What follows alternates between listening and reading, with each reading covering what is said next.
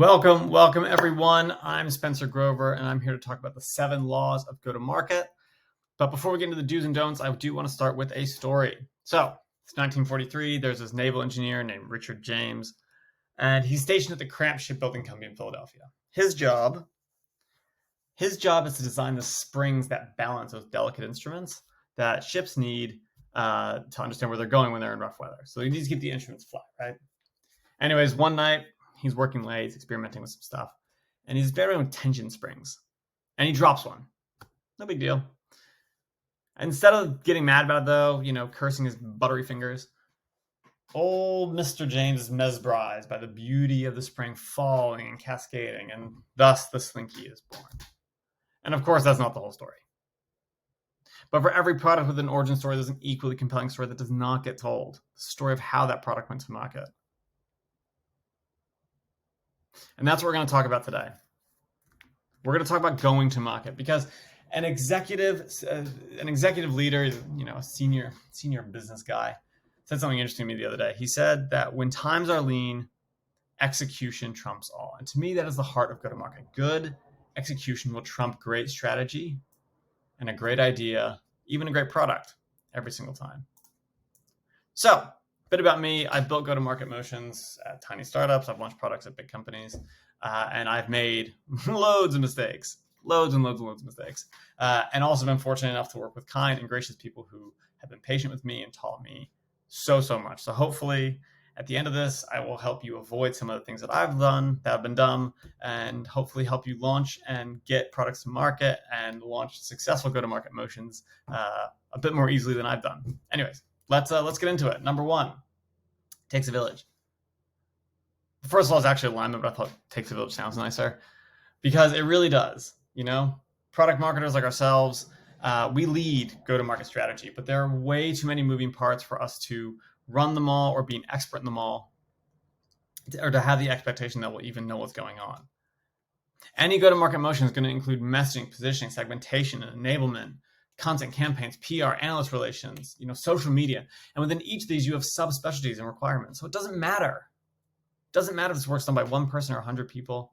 You need to have alignment across your stakeholders. Unless you are sitting there in the audience and you are the CEO of your company and you have no employees, which is fine. If that's you, that's great. This is not for you. But for everyone else, you have to align your stakeholders. And this seems like a lofty goal. But if you can corral everyone, you will go to market more effectively, and you will go to market with a single voice. So let's talk stakeholders for a second. This is for a standard B2B go-to-market motion. You're going to have to align leadership. You're going to have to align partners if you're going through a partner channel. You're going to have to align sales and marketing, analyst relations. You're going to have to align PR. You're going to have to align enablement, and most importantly, you're going to have to align product. So how are you going to do it? How are you going to keep all these people on track? I'll tell you. 3 key actions. Number 1, create a source of truth. Give everyone a place to go where every single thing about the go-to-market launch and go-to-market motion can be found.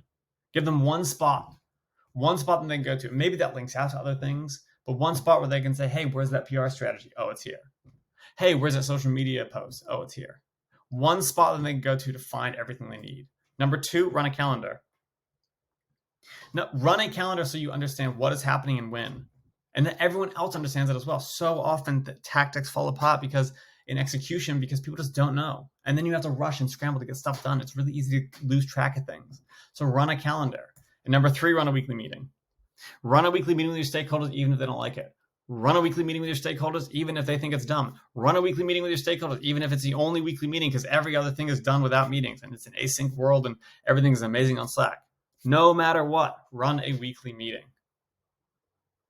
The reason you want to run a weekly meeting is twofold. Number 1, you want to give your stakeholders a place to go. Give them a place to go to ask questions and discuss stuff. Go-to-market is hard and complicated and intricate. And so you need to be able to say, hey, this is where I want you to go. This is what I want you to see. And we are going to discuss these topics. And secondly, it gives you an opportunity to hold your stakeholders accountable. You're not going to do all this work. There's lots of stuff you're not going to do, but your stakeholders are going to do for you. So you need a place that they can go and say, hey, where's that PR strategy? Hey, you're writing a guide for me. How's that going? And just check in. Just stay on top of things to check in and make sure that your go-to-market motion maintains its efficiency. Okay, law number 2. Do not boil the ocean. Do not boil the ocean. You need to product marketing as a function as an existential crisis right now. Isn't that, it's a good crisis to have. We tend to be good at a lot of things, which is good. The problem with this is that we're good at copywriting, and we're good at data analysis, and we're good at project management. And we get pulled into all sorts of directions, into all these things, because we can offer a lot of value, which is great. And we get exposure, and no day is the same. And we do all these new experiences and get all these new things, all of which is really good. The problem, though, is that it's very easy to end up producing a lot of average stuff. And if we're going to market today, we have to be efficient, we have to be effective, and it has to be great. If we do this, we will end up with something half-baked, and it might not work. It might work. Who knows? But it might not. At the same time, product marketing is often the ones responsible for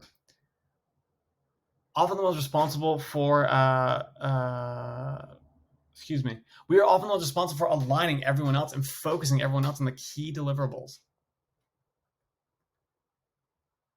It's our job to pull everyone back from the brink to where we can have the largest impact. And a really good example of this is segmentation.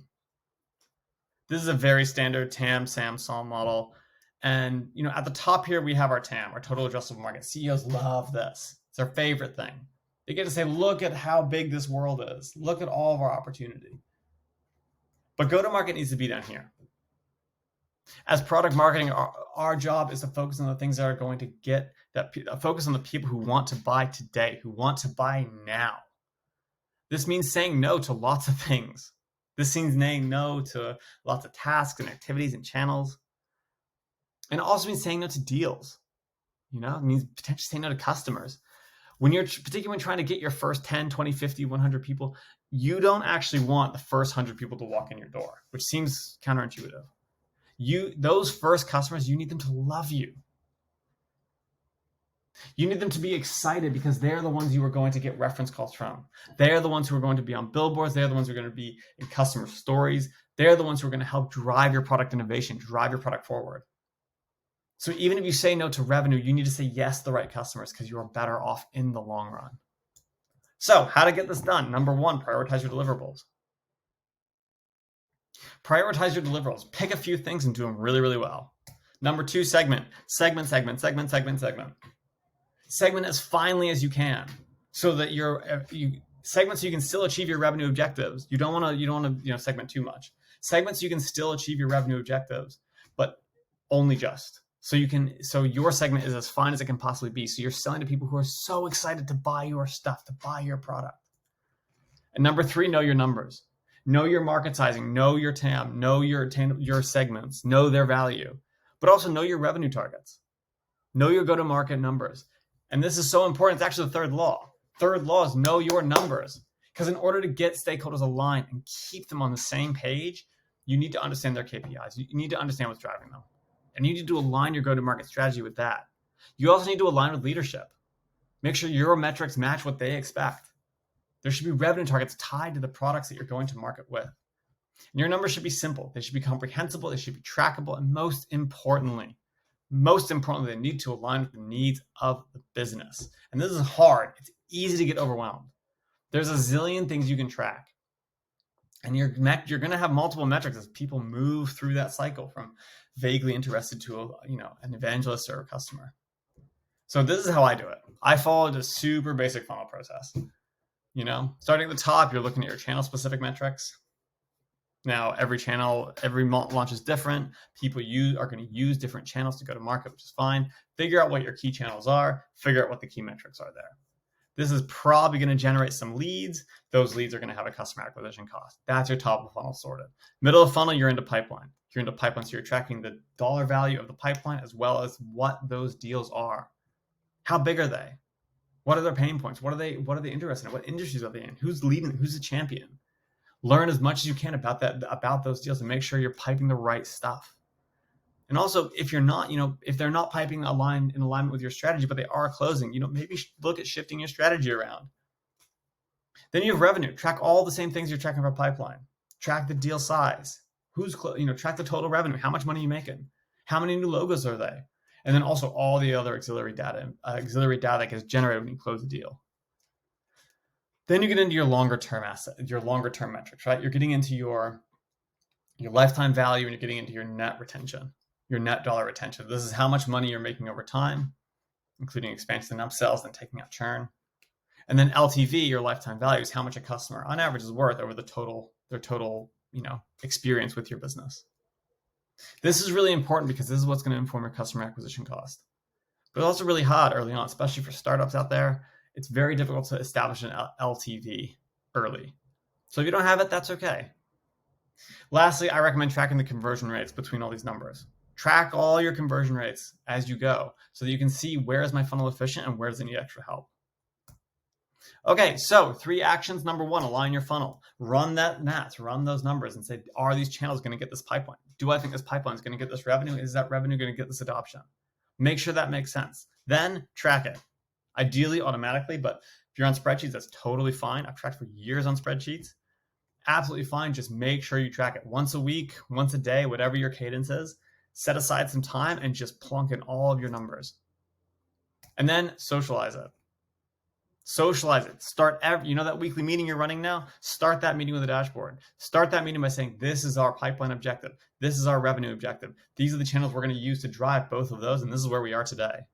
Make sure you and everyone else knows your go-to-market numbers backwards and forwards.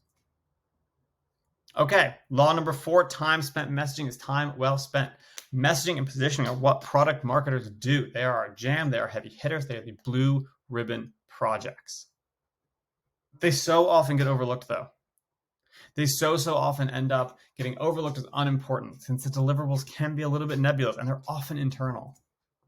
You end up building messaging ad hoc, though. If you don't do that, you end up building it ad hoc. You build it on the fly.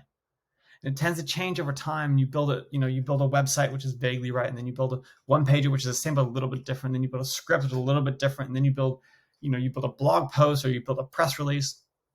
And all this stuff changes just a little bit. And all of a sudden your messaging is all over the place. It's completely disconnected. There's no source of truth. And you're telling a disconnected story. That disconnected story means customers are entering and buying your product for different reasons.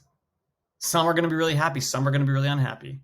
But it's going to be really hard to know why they purchase and draw that consistency and draw that consistent motion. But good messaging takes time. It takes time and effort to come up with something that's going to resonate with your audience. But spending so much time on that to build something like this so often just does not feel like a good use of resources. So here are 3 action items, 3 key action items that you can use that get the buy-in to actually do this work. Number 1, set expectations. Tell everyone it's going to take a while. Say it's not a quick job. This is a big job. It's going to take a while. I'm not going to care about that much other stuff right now. This is where I'm driving value. Number 2, pick an asset. Pick an asset that you think is going to help tell this story effectively. I know I just said don't build an asset. Pick one asset, though, that you're going to rev on again and again and again and again to get that messaging just right. So a first call deck is good for this, or a website is good for this, a product web page. Build that out, something you can share with people, because the third tip here is get feedback. Get feedback from your stakeholders, get feedback from product and sales and leadership, and say, what do you think? And it's much easier for non-marketers to really think deeply about messaging when they see it in context. It's much harder for them to see a spreadsheet compared to seeing a slide or hearing a demo script of how it's going to flow. Much easier to follow that and to really be like, oh, this part's not really working for me. And then incorporate that feedback, synthesize it and incorporate it so to make your messaging even better. Okay, law number 5, launch is a moment in time, not the destination. Go-to-market does not equal product launch. Yes, the skills and techniques, tactics, the work needed, this is all the same. And go-to-market strategy is usually set around a launch, but they are not the same thing, because at the end of the day, launch is a tactic in the go-to-market quiver. It's a point on the calendar, not the whole thing. I'm not going to do a third one, but there it's the sauce, not the whole enchilada. Anyways, however tempting it might be to just march towards launch and say that's done, move on, that is the worst thing you can do, because the worst thing you can say is that was fun, what's next? Go-to-market is the kickoff. It is not the destination. It's not the wrap party. The launch should be a catalyst to build that go-to-market energy internally. but it needs to extend far beyond that. So 3 tips, 3 action items here. Number 1, build momentum. Use a launch. Use a launch to rally your stakeholders, because it's a lot easier when you have like, hey, we're doing this big, cool, amazing thing. Do you want to be a part of that? Everyone wants to be part of a launch. So use that to rally your stakeholders and bring them on board. Get them excited about what you're doing. And use that energy to keep them on board with your strategy and your plans. And then plan your follow-up. Plan your follow-up. The weakest part of the go-to-market execution is so often that bridge from launch to business as usual. Launch to business as usual is a huge gap. Because this is a time when everyone is at their most tired, but your audience is at their most engaged. So you have the biggest gap. This is when they're paying the most attention. You have to capitalize. So plan accordingly. Rally your team and push your team to relax just a couple weeks after launch. Get through that post-launch period. Keep driving that momentum internally and externally. And then just take a little bit of a breath. Take a little bit of a breather and plan your resources accordingly. Maybe do a little bit less at launch if you have to, and keep that momentum going. Then get a concrete plan for rapid follow-up from the early interest that you're generating. Get experts like product and sales and engineering and product marketing. Get them on hand to help sales close and then service those early deals. And number 3, launch again. You can always relaunch. Look for opportunities to reinvigorate your stakeholders and reinvigorate the market with lightning strikes of launch energy. Attend conferences or maybe host your own. Turn feature releases into something more. Launch new segments, new audiences. Other people haven't been through this whole experience. Just because you have doesn't mean they have. So don't forget that. You can relaunch again and again.